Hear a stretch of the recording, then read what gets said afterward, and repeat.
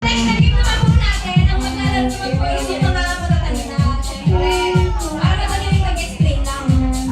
Okay, ang kailangan ko is sige, kahit anim na lang po na matatanda. Siyempre, alam mo na lang pa ako, matatanda lang sila. I mean, mga bagheads. Dati. Ano po? Ano po? Magkakawag pa ako? Ano po tinawag ko?